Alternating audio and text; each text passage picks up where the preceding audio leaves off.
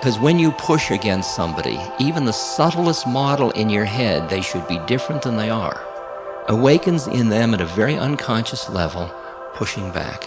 A resistance, a subtle paranoia. And I have noticed in my human relationships that as I want less and less from each individual, there is much less paranoia in them at a deep level, and they are much more available immediately.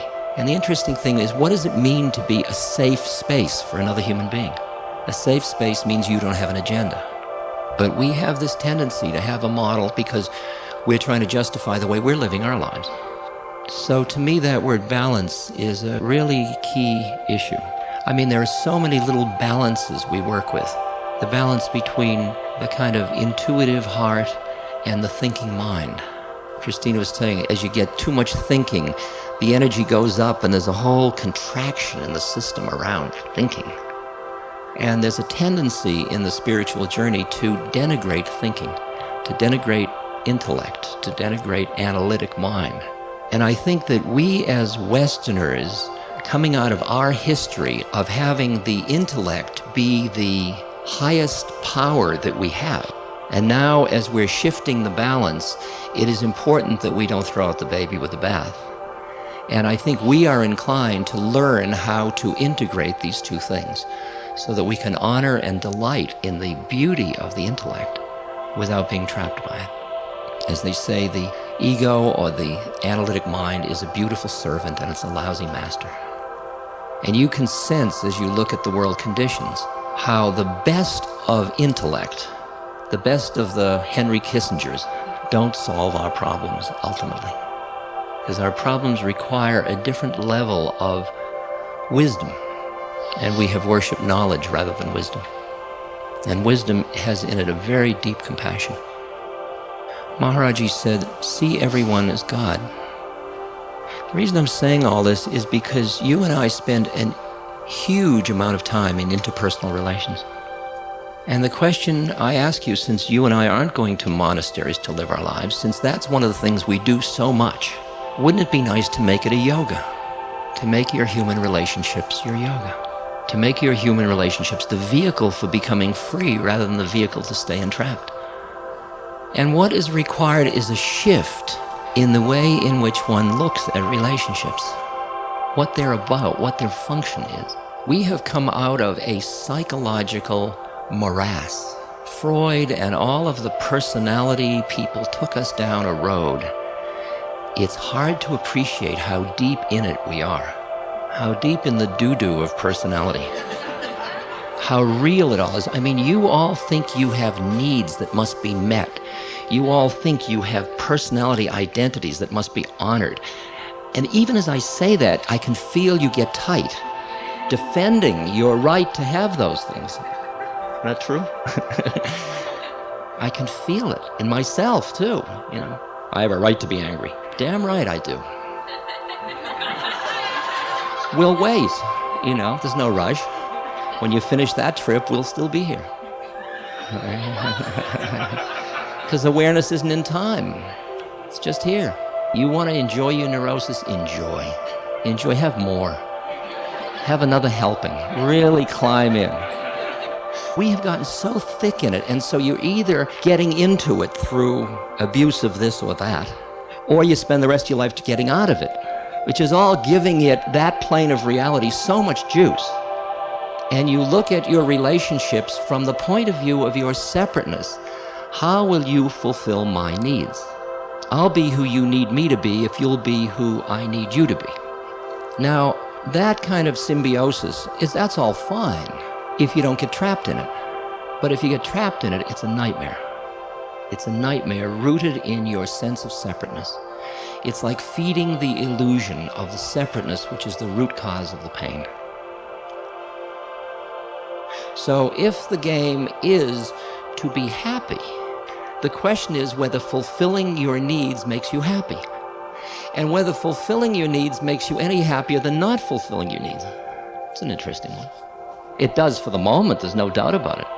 But if you notice that when you live on the realm of needs, the minute one is done, another one appears. You have a hierarchy of needs. So like a motivational hierarchy. I need food. Now I need ice cream. Now I need television. Now I need a cold drink. Now I need some popcorn.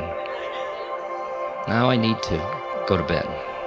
If you notice that you just go from one need to another, and each one is, and then, and then, and then, It's extraordinary. It's extraordinary. Now, these are all going on all the time. We all have needs and desires. We all have all the stuff. But just like I'm not going around being a bald man, I am bald, relatively speaking.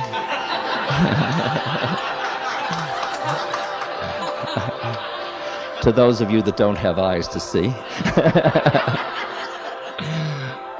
But my consciousness is not full of baldness. It's an also-ran. Sure.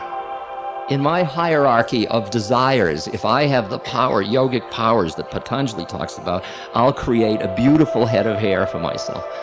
As a whim, just to I did it on the astral plane, so those of you that can see know that. And if you see the way in which people get encrusted in their personalities, you can look at somebody and the way they stand, the way they dress, the muscles of their face, the redundancy is staggering of a person saying, this is who I am. This is who, they're basically saying, this is who I think I am. This is who I think I am. This is who I think I am. So you see helpless people going down, this is who I think I am. This is who I think I am. Then you see bankers, this is who I think I am. This is who I think I am. You see car salesmen, this is who I think I am. This is who I am. Just laid back hippies. Hey man, this is who I think I am. Hey baby, this is who I am. And everybody gives you a little matrix. They're walking down the street with it, out of the Doctor Strange comics, these huge mind nets. And the net goes out and it catches you. And you immediately go into the, I'll make believe you are who you think you are if you'll make believe I am who I think I am. So you don't even look to see who it is. You don't see God as your only friend. You don't see that could be God in drag. You see who they think they are. And you respond to it. And so everybody is going into the personality realm, making it real, and then interacting. And then looking at each other, and when you think your personality is real, that's all you see when you look at other people. You don't see the other planes of consciousness.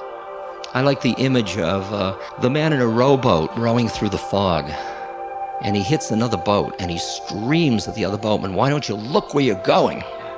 And the fog clears for a moment, and there's nobody in the other boat. It was just floating.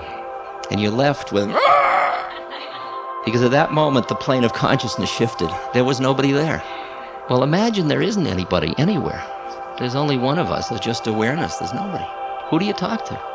Can you and I enter into a dialogue knowing neither of us are real? Can we have needs without really thinking of them as who we are, where we're living? It seems to me that we come together through roles, through personality structures, through all these things. These are the vehicles through which we meet. These are the vehicles.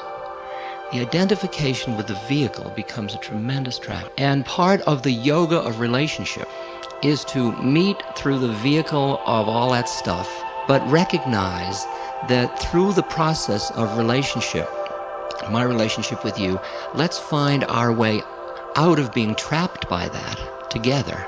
You help me and I'll help you. So that we can be in the roles in a kind of celebratory, free, playful way.